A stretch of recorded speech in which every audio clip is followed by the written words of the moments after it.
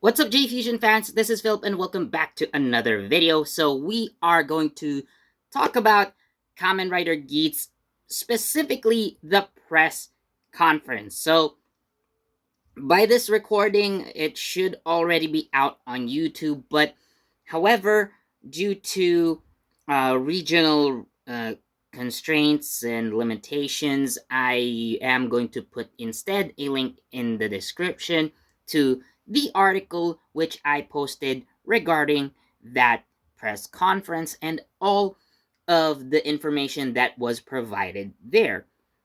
So basically, this is more of a reaction video than actually giving you guys the news. So again, if you want to read about it and see some photos, link is down in the description. So let's get started. Now, first off, let's talk about Kamen Rider Geats straight away. So the main character, Ace, I believe Ukyo. Yes, Ace Ukyo. So, I mean, it's already in his name is Ace, right? Now, the thing about Ace is that he is kind of described as a very talented man. So he is actually labeled as an undefeated man. So I might say that he's kind of your Reiwa version of Soji Tendo from Kamen Rider Kabuto. And he seems to be wearing a tuxedo all the time. Yes, a tuxedo. Now, from what I assume, so you know, a tuxedo is expensive. Let me tell you that for sure. So I do believe that he's some sort of, I don't know, adventurer or something like that, because the press conference doesn't really tell us. So they do tell us that he is also mysterious, and there's going to be a lot of questions that need to be answered regarding his not just his personality, but where he comes from, what he actually does, and why he's even in the Desire Grand Prix in the first place. We'll actually talk about the Desire Grand Prix later, by the way. So yeah, he is some sort of this kind of very talented dude.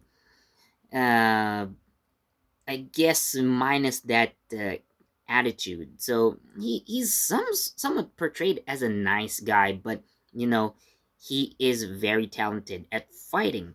So that is kind of his thing. Now, moving on to I'm not sure if this is going to be the second or the guy who we might be considering the secondary Kamen Rider in the show. So we have Kamen Rider Buffa, right? So Michinaga Azuma. So that's the name of the character. Now, I initially thought that he was gonna be a construction worker because he was wearing a hard hat and he's wearing some safety gloves and a harness. So I'm not sure. So I kind of like changed the article. If you noticed earlier, if you've read it from the time I posted it, I actually changed that part. So I'm not sure what he does for a living. So it doesn't really say in the uh, actual press conference. So I decided to kind of correct myself over in the article.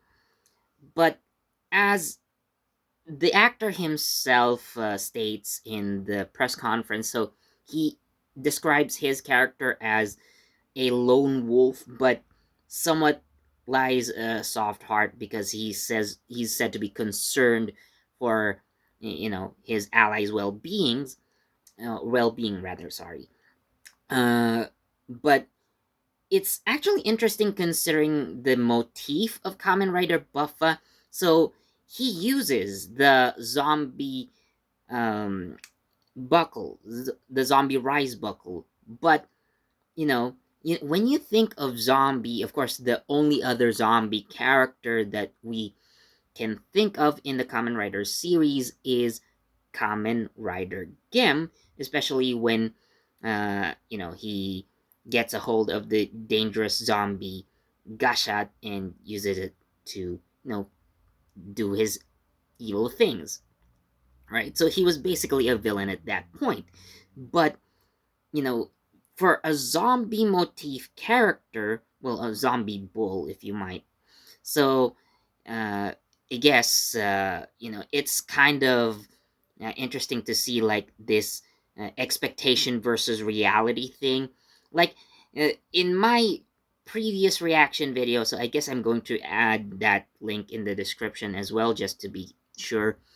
So I mentioned Kamen Rider Dapan, and I'll get to Dapan later.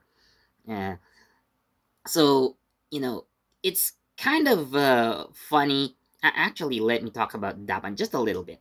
So, you know, we do see Kamen Rider Dapan's design, at least with his entry form, which is basically the blank state that they all have. So they all start at entry form, by the way. So, the head alone for Kamen Rider Dapan, he looks more like a mascot than a Kamen Rider. And, you know, in contrast to Buffa, if this is going to be the case, it's going to be more interesting to see Kamen Rider Dapan turn out to be a villain, actually.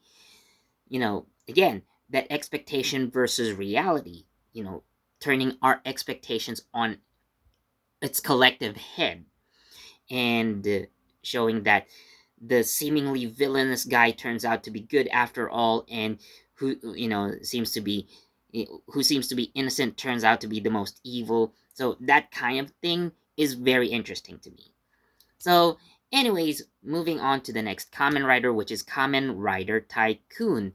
I can't remember his name very well. Keiwa Sakurai, there we go. So he is a university student who is currently on a job hunting activity. So he's basically looking for a job. And, of all the writers that we've seen so far, so he's actually a very realistic, character. So, Ace and Michinaga seem to be more on the heroic side, but kind of like unrealistic, especially with Ace, like can do anything kind of guy, probably. So, what we actually see in the trailer, uh, that is also shown in the press conference, is that he seems to be, not really much of a hero. He's actually quite a coward, at least in the beginning. Maybe he's going to be a bit more heroic later on, but I would say he uh, is the one who's most clueless about fighting. So his actor also kind of describes it like that. So Keiwa is not a good fighter and is basically clueless on how to use the desire driver properly. But again, he could be like the underdog who suddenly comes out on top when the situation needs him to be.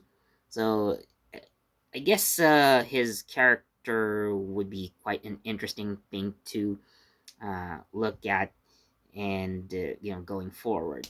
Now, next up, we have our female Kamen Rider Nago. So the character's name is Reion Tsurashima, and she is described as this rich girl who runs away from home because she wants to live a more simple life, and she's also your internet influencer. So you could imagine someone like, yeah, typical rich girl on Instagram, like find yourself, but is actually like using her parents' money.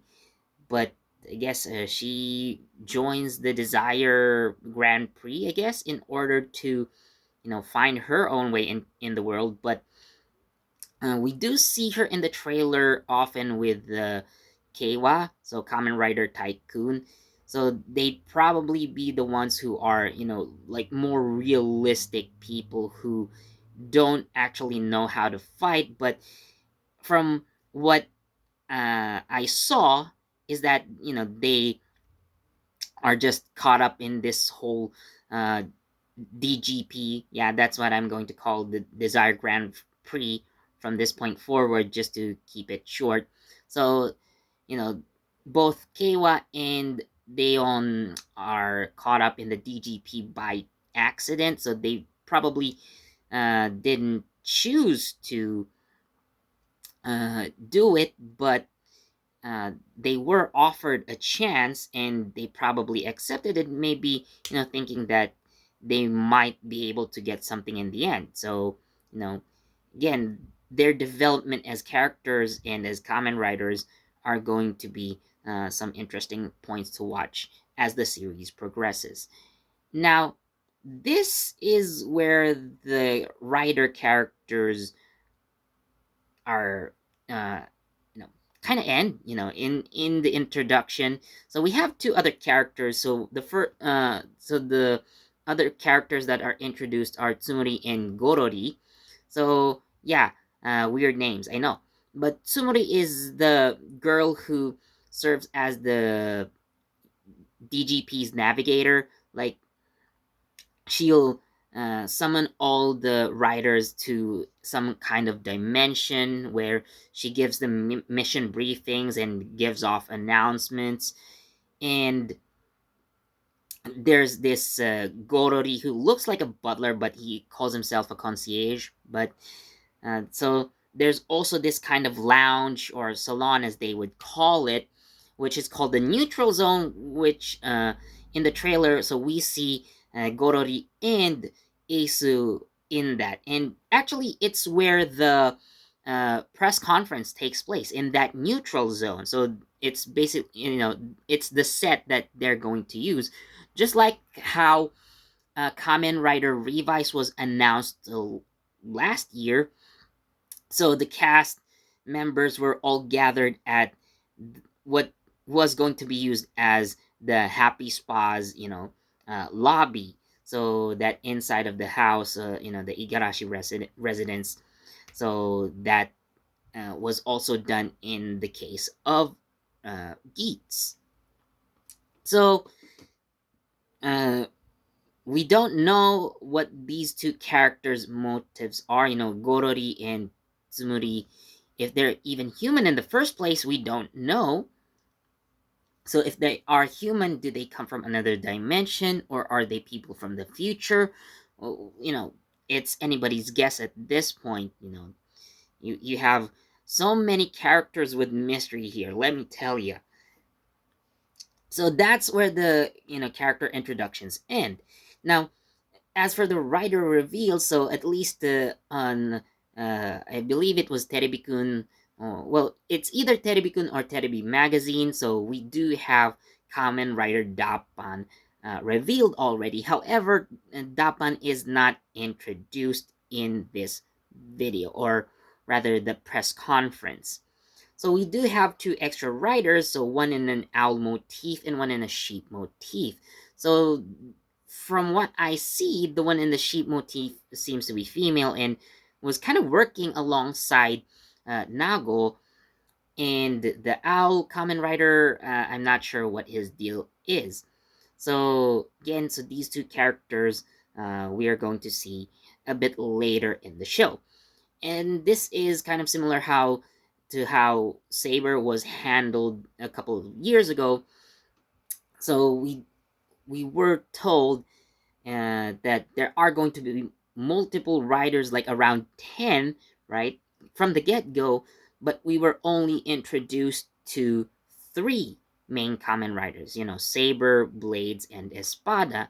And, well, Tetsuo Daishinji was part of that press conference. However, he wasn't yet announced as a rider, and actually kind of a red herring, you know, making people think that he could be that Kamen Rider caliber that was, going to be a villain in the show. But turns out he wasn't Kamen Rider uh, caliber. He was Kamen Rider Slash, but he became a Kamen Rider anyway. So that was, the deal with Dai Shinji back then.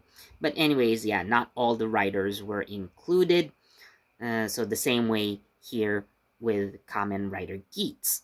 Now, a few details that I would like to mention. So in that DGP dimension where Tsumeri gathers all the writers for mission briefing, so it seems that there actually could be some alliances that are going to appear along the way.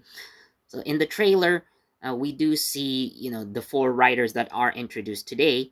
So they actually seem to have formed some sort of a team. Although there is definitely going to be some rivalry between Ace and Michinaga, but nonetheless, they seem to be working together. So we don't know if the other writers are going to do the same. Now, because, the Desire Grand Prix is actually a game where the writers have to protect humans from the enemies called Jamato.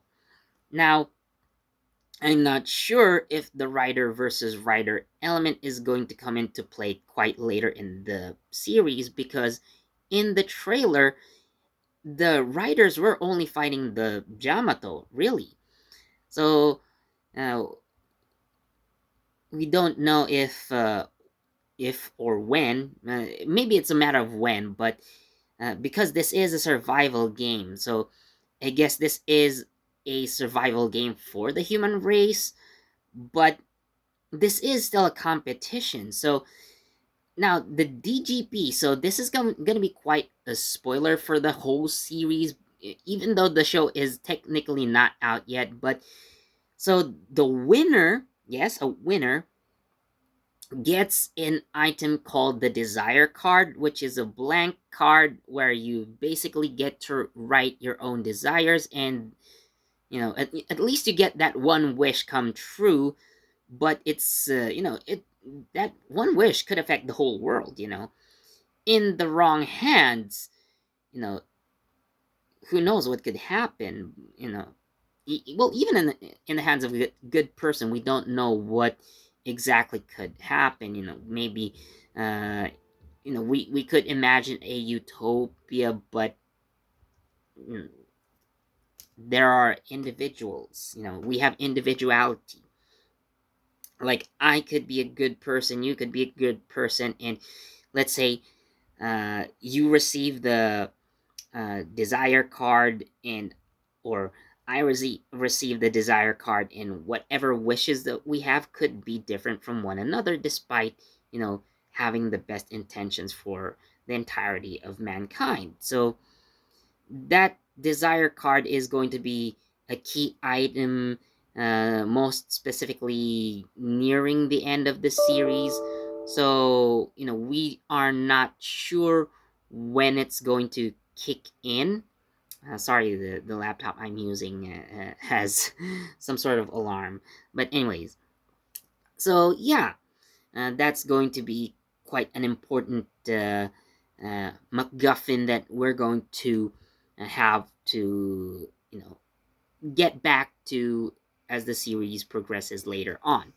So, some of the other things that I've noticed, so there are other rise buckles that not necessarily give forms, but rather equipment, such as the hammer, the arrow, and one other featured buckle that's not necessarily shown, but you do see in the equipment, is the shield uh, rise buckle. So it turns out that these can be shared amongst common riders. So we do see, let's say, for example, the arrow uh, rise buckle. So we do see Geats use it, we see Tycoon use it, we see Dabman use it, and also that Al Common Rider. So at least four of them use the arrow rise buckle. And even those that actually give form, such as the Magnum buckle. So when we say the Magnum buckle, we typically relate that to Geats, right? But there's also a frame where we see Dapan using the Magnum buckle. And what's interesting is that their eyes kind of change color as well.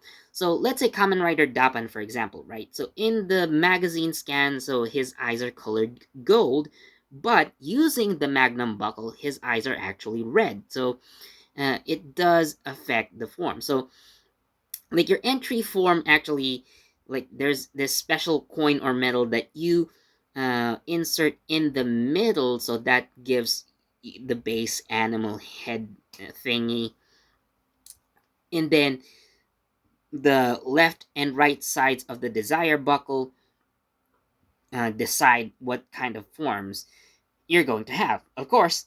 So Geats is actually so far the only rider that we see with both, sides of the desire driver in use, which, of course, with his default the Magnum boost form, and of course you can also turn it around so you can switch the upper and lower halves of your desire driver, and then you get the boost Magnum form. So Geats is so far the only rider with that kind of detail. However, Buffa is kind of close enough with the zombie rise buckle. So we don't know what kind of buckle Buffa will get when or for his lower half, and so are the other common riders. We don't know what kind of rise buckles they will get to have a more complete form. But yeah, mostly we're gonna see them fighting in their entry forms, and then we probably would get some upgrades along the way. And the desired driver, the deluxe one, right? So you already get like 10 forms, because there are some uh, configurations even with less rise buckles. So being a common rider in the world of Common Rider Geats, you get so many possible forms apparently. So let's say Geats alone can have as many forms as he wants, you know, just by swapping out uh, rise buckles, and probably even like trading rise buckles with other riders, because we also see Geats using the zombie rise buckle. So that's also something to look forward to. So other common riders using buckles from other riders. So again, uh, like I mentioned, so Dapan in a Magnum form. So anything is possible, really. So overall, Kamen Rider Geats is going to be quite an exciting show in general. I do like the concept of rider versus rider. Now, again, this may come into play much later, but uh, you know, it's kind of based on games like Fortnite and Apex Legends. So again, Toei confirms that they took inspiration from these. So yeah, that's going to be quite an interesting twist. Now, to kind of end this video, I am actually going to talk a bit about the theme song, because now the theme song, by the way, it is not out yet, but the performers are announced. So Koda Kumi, Kumi Koda. Well, Koda Kumi, if you're following the Japanese pattern of saying names. But anyway, she's going to work with Shonan no Kaze for the theme song. So I think she's going to provide the main vocals, and Shonan no Kaze will back her up. So uh, Kumi Koda, if you probably don't know her, she's been quite a legend in the Japanese music scene since the early 2000s. Now, if you don't know her, so for those of you who probably played Final Fantasy X2, yes, specifically X2, so you'd know that Yuna has become a singer after the events of the previous game.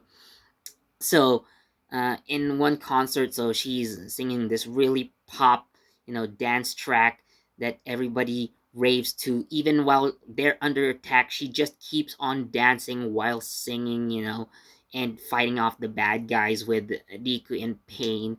So the song Real Emotion, yeah, that's her. Okay, that's the song, that's the singer. So Shonan no Kaze might be familiar to you, especially if you're fans of Gaim, because they, well, sang the main theme song, Just Live More. So it's going to be interesting, basically, when a pop star and a rock band, join forces. So it's going to be quite an interesting mix. So I'm curious to hear what kind of music they'll produce for Kamen Rider Geats. So there you have it. Now, these are my thoughts on the press conference of Kamen Rider Geats. So links are going to be down in the description. So if you want to read more, if you missed it earlier in my previous video, also talking about Kamen Rider Geats, is also going to be down in the description as well. So anyways, thank you so much for watching, and as always, please do leave a like, comment, share, subscribe, and don't forget that notification bell so you get the latest from JD Fusion. This has been Philip, and I'll see you next time.